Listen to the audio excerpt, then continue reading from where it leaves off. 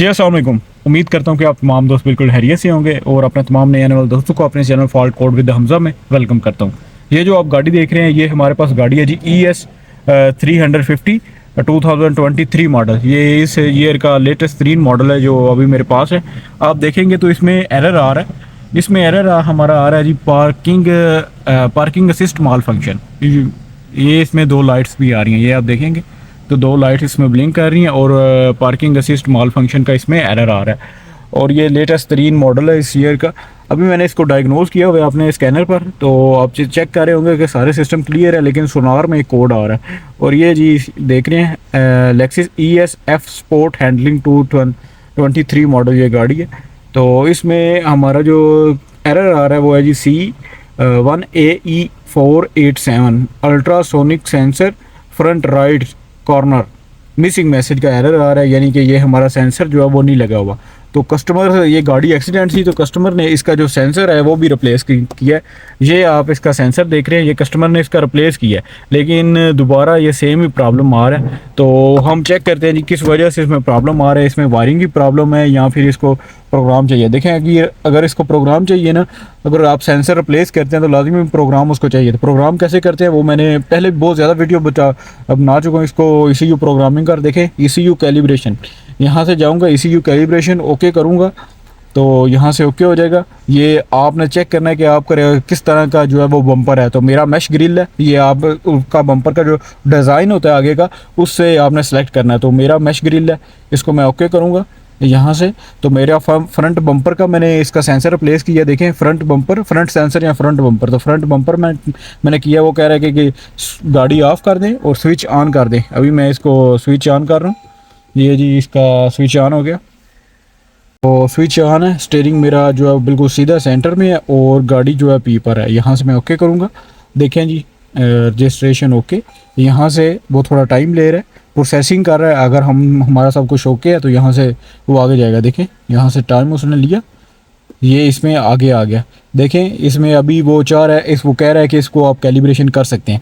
तो अभी इसमें कैलिब्रेशन करूँगा 4, यहाँ से भी 4 रखूँगा। देखें ये जो एरिया आ रहा है, एडजस्टमेंट का एरिया आ रहा है, ये वैल्यू आ रही है, इसके दरमियान आप वैल्यू इनपुट कर सकते हैं। ये देख रहे हैं 0.04 माइनस 0.04 से 6.33 के दरमियान।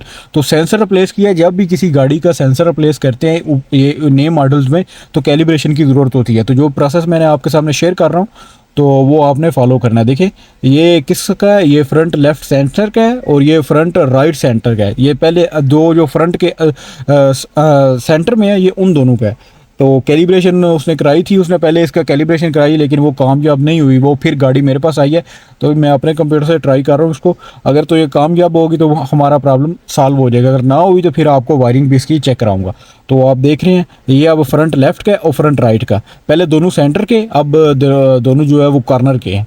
तो ये देखिए ये 0.66 से लेकर आप 7.03 डिग्री तक आप इसमें वैल्यू इनपुट कर सकते हैं। तो यहाँ पर इसको मैं 5 दूंगा। आप अपनी मर्ज़ी से भी एरिया एडजस्टमेंट इसको कहते हैं, अपनी मर्ज़ी से भी एरिया जो है उसको एडजस्ट कर सकते हैं। यहाँ से मैं नेक्स्ट करूँगा, ये आप देखेंगे यहाँ से मैं नेक्स्ट करूँगा। तो ये हमने जो एरिया एडजस्ट किया 4 सेंटर वालों का और 5 जो है वो कॉर्नर वालों का। तो देखते हैं जी कंप्लीट। देखें जी ECU कैलिब्रेशन इज़ कंप्लीट। अब हमारी जो ECU कैलिब्रेशन है वो कंप्लीट हो चुकी है। यहाँ से मैं ओके करूँगा। जो हमारा एरर आ रहा था वो सबसे पहले आपको चेक कराता हूँ। देखें जी जो एरर आ रहा है ये भी कंफर्म है, इसको मैं अभी क्लियर कर दूँगा इधर। तो हमारा एरर जो है वो जी चला गया, ये आप देखेंगे तो हमारा एरर वो चला गया। अभी आपको इसमें चेक कराता हूँ जी। इसमें आप देखेंगे तो हमारा मैसेज वगैरह नहीं है। अभी इसको मैं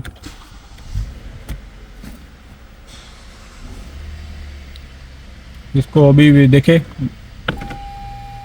मैं आगे थोड़ा सा लेके जाता हूँ। ये थोड़ा सा मैं आगे करता हूँ ताकि जो इसके सेंसर्स हैं वो आपको चेक करा सकूँ कि काम कर रहे हैं कि नहीं। तो देखें जी ये इसके सेंसर जो हैं ये काम कर रहे हैं। अभी इधर भी शो कर रहा है और इधर भी शो कर रहा है, देख रहे हैं आप। अभी पीछे वाला जो है वो भी आपको चेक करा देता हूँ ताकि आप देखें। ये पीछे वाला भी इधर से काम कर रहा है और इधर से भी काम कर रहा है। तो ऑटोमेटिक ये ब्रेक भी लगा लेता है खुद ही। क्योंकि इसमें रडार सिस्टम है तो वो ये ऑटोमेटिक खुद ही ब्रेक लगा लेगा। ये अभी थोड़ा सा फासला है तो हम इसको ट्राई नहीं करते, ये ना हो कि बाद में कोई प्रॉब्लम हो।